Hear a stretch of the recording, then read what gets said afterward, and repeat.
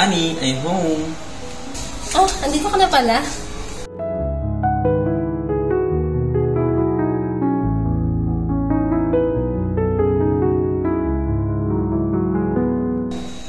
Love, alis na ako. Punta na ako sa trabaho. Sige, bye.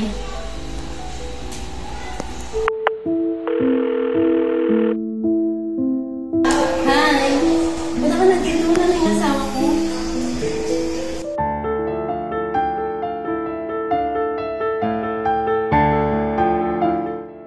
Kanina ka pa ba dyan? Oo, narinig ko lahat. Narinig ko lahat ng mga pinag-usapan ninyo. Love! Rider lang ng Shopee yun. Hindi, nakalagit yan. Love, matulungan mo ko, Love. Love.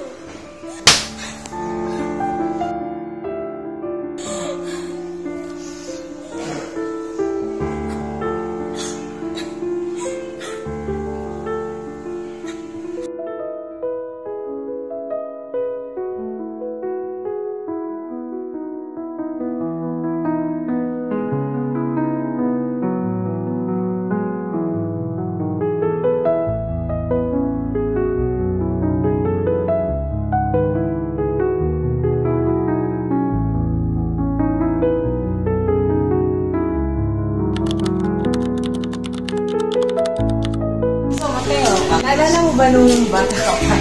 Kasi napasok ka sa isip ko eh. Nung bata ka pa kasi, di ba naalala mo nung kumakain tayo ng breakfast noon, kasama natin si dad, si mom. So si dad, katabi mo. Tapos kumakain tayo ng breakfast, may juice kang hawak-hawak. Tapos accident kasi natakot ko sa mukha niya. Di ba nakakadaki?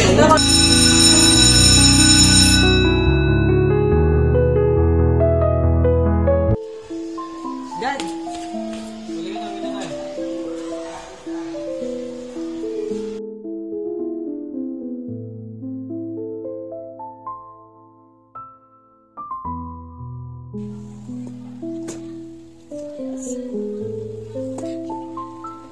Yaya, ba't nandito ka? Naguna na kasi yung dad mo tsaka si Mateo, kaya ako na lang ang pinapunta dito para sunduin ka. Sige po, tara na.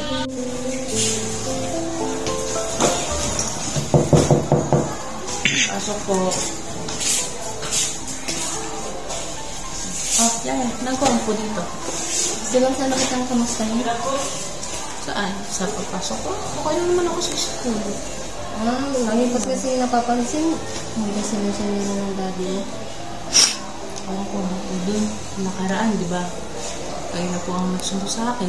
Si dad, si Mateo. Sila magkasama. Hindi nila alam, nakita ko sila magkasama. Pero ako, hindi nila. Palagi ganyan sa ilalim mo. Kuhain na lang mano mo. Dahil panganay ka naman. 30 po.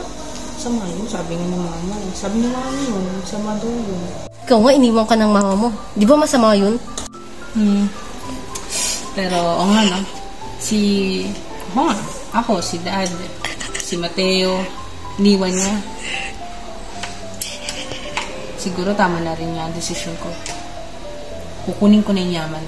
Kukunin ko na yung manak ko kay dad.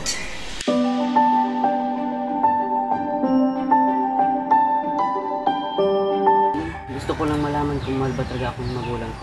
Oo naman, mahal ka nila. Bakit mo naman naitanong? Bakit nila akong iniwan? Napakabata mo pa para maraman ng dahilan mo.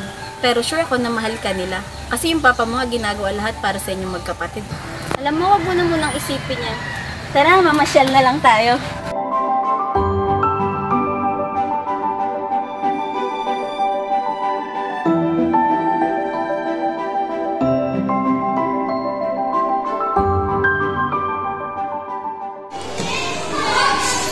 Hey, Dad! Yes. Di ba mamatay ka rin naman?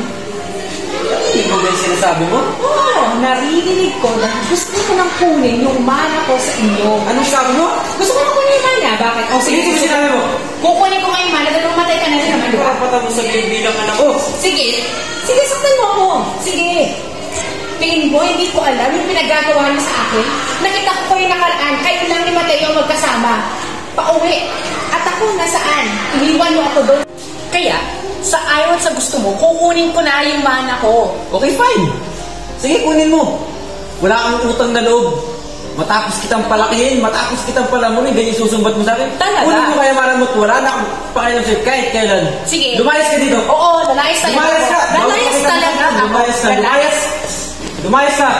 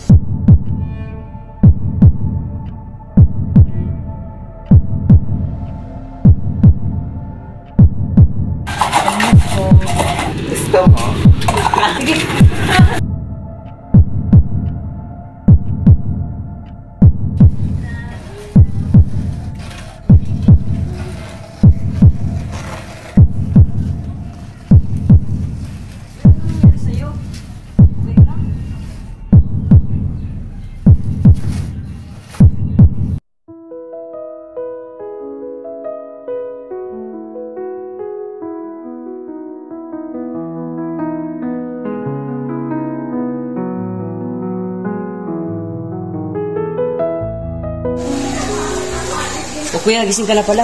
Oh. Mateo? Hindi mo na ako kilala? Ba't? Ako kapatid mo. Kaya nga, pero... bakit? Paano mo ako nakita? Paano ka napunta dito? Ang alam ko, hindi mo narating na lang. Hindi ko talaga alam. Nakanaan, nandun lang ako sa palengke. Nandun ako sa may mga tao, nanilimos. Ganito kasi, nung nakita kita, nahimatay ka, tapos bigla ka naman dito sa bahay. Habang magpahinga. Si Dad. Si Dad? Nasaan si Dad? Kuya, pinanong ko. Patay na si Dad. Si Dad? Kailan pa? Ang tagal-tagal ko naghintay. Alam ko ako ang unang umalis, pero hindi ko naman alam na ganito ang mangyayari. Kung kailan tayo ay magkakasama na, saka ko siya nawala. Pasensya na kuya. Sabi ko agad nasabi sa iyo.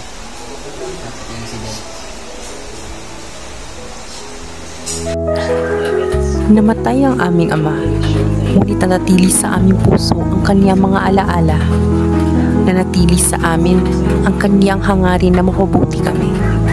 Ang kaniyang hangarin na maabilik ako sa piling ng aking kapatid. Malungkot, napakalungkot, ngunit hindi ito naging daan para mapawi ang aming kasiyahan. Narito pa rin kami, sama-samang kumakain kasama ang aming pamilya, kahit wala na ang aming ama.